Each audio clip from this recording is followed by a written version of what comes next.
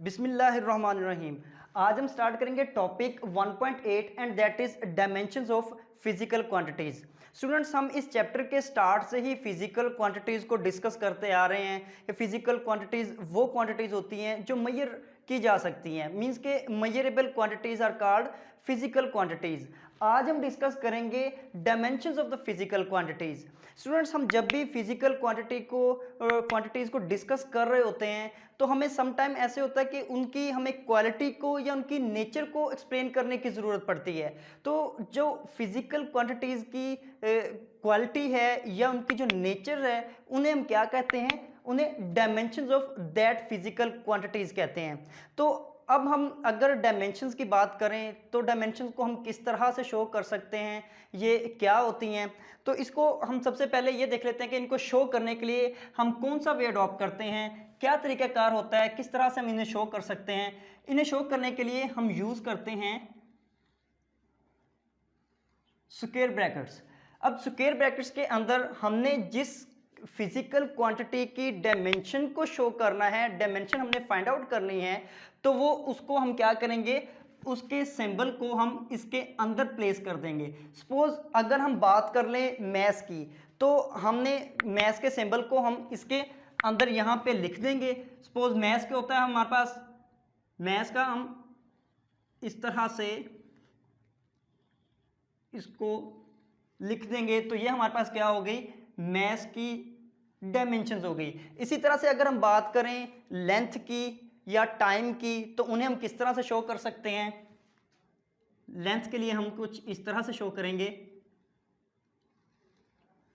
अब अगर हम बात कर लें टाइम की, तो उसे कुछ इस तरह से उसकी डायमेंशंस में शो करेंगे। तो ये थी हमारी जो बेसिकली जो फिजिकल क्वांटिटीज़ हैं जिनकी डायमेंशंस हमने देखी। अब कुछ और क्वांटिटीज़ को डिस्कस कर लेते हैं। लेट्स सपोज अगर हम वेलोसिटी की बात करें तो वेलोसिटी किसके इक्वल होती है? हमने सेकंड टॉपिक में हमने डिस्कस किया था कि वेलोसिटी जो होती है rate of change of displacement with respect to time होती है। अब देखें, हमारे पास डिस्प्लेसमेंट हो, डिस्टेंस हो या रेडियस हो, ये सारे क्या हैं, हमारे पास लेंथ में होते हैं। मींस कि ये लेंथ है, तो हम इसको डिस्प्लेसमेंट को हम लिख सकते हैं कि ये लेंथ की डायमेंशन है। अब इसी तरह से अगर हम टाइम की बात करें तो टाइम क्या होगा, इसको हमने यहाँ पे डिस्कस किया है, तो टाइम की डायमेंशन हम इसको पुट कर देंगे यहाँ पे। तो ओवरऑल हमारे पास वेलोसिटी की जो डायमेंशंस होंगी वो क्या हो जाएंगी, -1।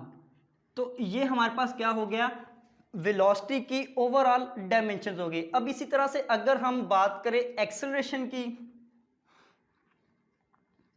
तो एक्सेलरेशन किसके इक्वल होती है? Rate of change of velocity with respect to time. अब वेलोसिटी की हमने डायमेंशंस यहां से फाइंड आउट की हुई हैं, इनको हम एज इट इज लिख देंगे और टाइम जो है वो अगेन इसके डिवाइड में आ जाएगा। अब ओवरऑल हमारे पास एक्सेलरेशन की जो डायमेंशंस हैं वो क्या हो जाएंगी, Lt-2। ये t इसकी पावर में जब आएगा तो ये -2 हो जाएगा। तो इस तरह से ये हमारे पास एक्सेलरेशन की ओवरऑल डायमेंशंस आ गई। अब अगर हम एक और क्वांटिटी की बात करें, हम फोर्स की बात कर लेते हैं। फोर्स किसके इक्वल होती है? F is equal to mass into acceleration. अब मैस जो है हमारे पास, उसकी डायमेंशन क्या है, हमने यहाँ पे इसको डिस्कस किया था, m है। एक्सेलरेशन की हमारे पास ये डायमेंशंस हैं, हम इसको यहाँ पे पुट कर देते हैं। तो अब ये देखें कि हमारे पास फोर्स की जो है वो ओवरऑल डायमेंशंस आ गई हैं। तो अब इसी तरह से हम जो है वो डिफरेंट फिजिकल क्वांटिटीज़ को उनकी डायमेंशंस में लिख सकते हैं। अब जो फिजिकल क्वांटिटीज़ को डायमेंशंस में लिखने के प्रोसेस को, उसके जो वे है उसको हम क्या कहते हैं, उन्हें हम डायमेंशन एनालिसिस कहते हैं। मींस कि हम उनको फिजिकल क्वांटिटीज को किस तरह से डायमेंशंस में शो कर सकते हैं। अब एक अगर हम और फार्मूलाज या और हम क्वांटिटीज को देखें तो किस तरह से हम उनके डायमेंशंस को शो कर सकते हैं, उनकी डायमेंशंस फाइंड आउट कर सकते हैं।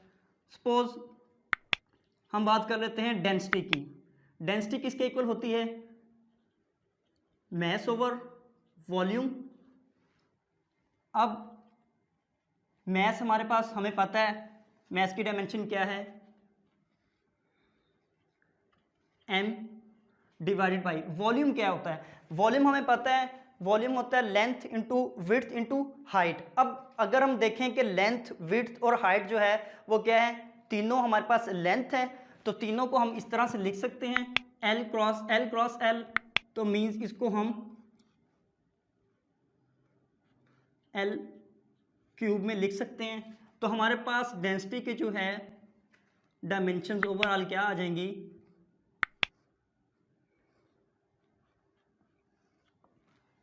ये हमारे पास डेंसिटी के ओवरऑल डायमेंशंस आ गई। तो ये इस तरह से हम जो है वो डिफरेंट क्वांटिटीज़ की डायमेंशंस को शो कर सकते हैं। अब यहाँ पे क्वेश्चन ये है कि हम डायमेंशंस को यूज़ क्यों करते हैं, हमें क्यों ज़रूरत पेश आती है कि हम डायमेंशंस को यूज़ करें। इसके लिए हमारे पास डायमेंशन से जो है हम दो तरह से डील कर सकते हैं। फर्स्ट ऑफ ऑल डायमेंशन को हम यूज करते हैं टू चेक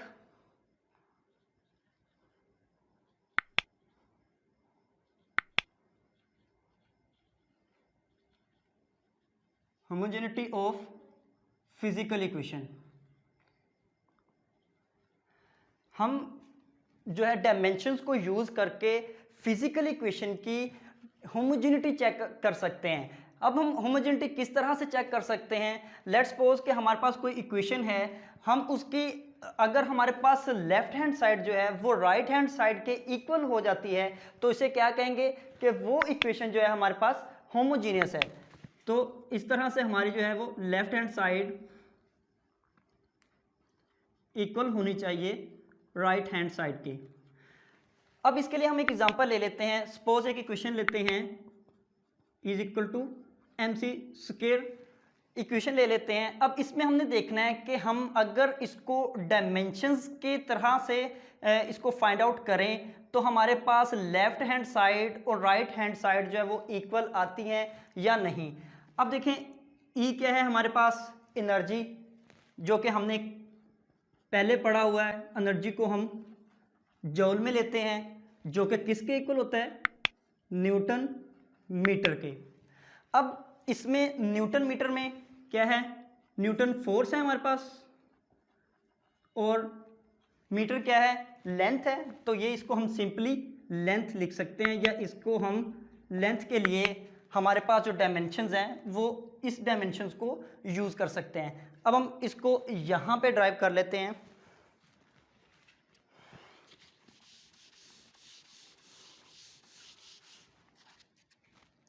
ओके, हमारे पास क्या था? Newton meter. अब फोर्स है, फोर्स के हमने जो डायमेंशंस यहाँ पे फाइंड आउट कर लिए हैं। फोर्स के डायमेंशंस क्या हैं? m l t -2। अब जो हमारे पास मीटर्स में है ये लेंथ है, इसको हम सिंपली इसके डायमेंशंस को इस तरह से लिख सकते हैं। तो ओवरऑल हम इसको लिख सकते हैं m l स्क्वायर t -2। तो ये हमारे पास इक्वेशन के लेफ्ट हैंड साइड के डायमेंशंस फाइंड आउट कर लिए हमने। अब अगर हम बात करें राइट हैंड साइड की, क्या है? m c square. अब इसमें m जो है हमारे पास वो क्या है? मैस है। c स्क्वायर क्या है? c है बेसिकली हमारे पास speed of light. Speed of light के लिए हम अपनी जो वेलोसिटी की डायमेंशंस हैं उनको यूज़ कर सकते हैं। वेलोसिटी की डायमेंशन क्या है हमारे पास? l t -1। अब ये क्या है? इसका स्क्वायर है, क्योंकि यहाँ पे स्क्वायर है तो इसका हम स्क्वायर लेंगे। तो तो अब ओवरऑल हमारे पास क्या आ गए, ml² t - 2। तो अब हम देखें कि हमारी जो लेफ्ट हैंड साइड थी वो क्या है, इक्वल है राइट हैंड साइड के। तो इस तरह से हमने ये देखा कि डायमेंशंस को यूज करके हम किसी भी फिजिकल इक्वेशन की होमोजेनिटी चेक कर सकते हैं। तो सेकंड हमारे पास क्या है, सेकंड हम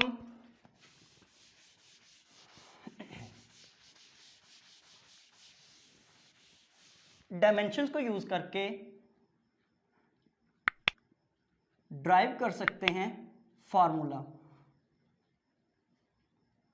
इसके लिए हम एक एग्जांपल ले लेते हैं। सपोज हम सिंपल पेंडुलम लेते हैं जिसका हमने टाइम पीरियड नोट करना है।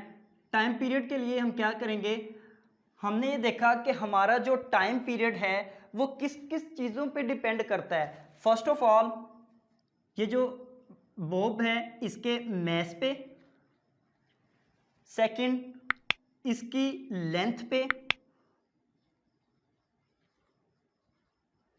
थर्ड ये जो इन दोनों के दरमियान जो एंगल बन रहा है थीटा, ये फर्स्ट है हमारे पास, सेकंड, थर्ड हमारे पास क्या है, एंगल थीटा पे डिपेंड कर रहा है, और फोर्थ जो है वो हमारे पास क्या है, एक्सेलरेशन ड्यू टू ग्रेविटी। किस पे डिपेंड कर रहा है, एक्सेलरेशन ड्यू टू ग्रेविटी। तो अब हमारे पास जो फॉर्मूला होगा टाइम पीरियड का वो क्या हो जाएगा, 2 पाई √L/g। तो ये इस तरह से हम डायमेंशंस को यूज़ करके फार्मूला भी ड्राइव कर सकते हैं, जिनको हम नेक्स्ट चैप्टर्स में भी डिस्कस करेंगे, इसके फार्मूलाज को किस तरह से ड्राइव किया जा सकता है। तो ये थे हमारे पास dimensions of the physical quantities. आपके माइंड में कोई क्वेश्चन है तो आप पूछ सकते हैं, हमें कमेंट बॉक्स में बता सकते हैं। चैनल को सब्सक्राइब करें, वीडियो को शेयर करें, और नेक्स्ट जो लेक्चर है उसमें हम फर्स्ट चैप्टर के ओवरव्यू को डिस्कस करेंगे, पूरे चैप्टर का ओवरव्यू करेंगे। See you with the next topic. Best of luck.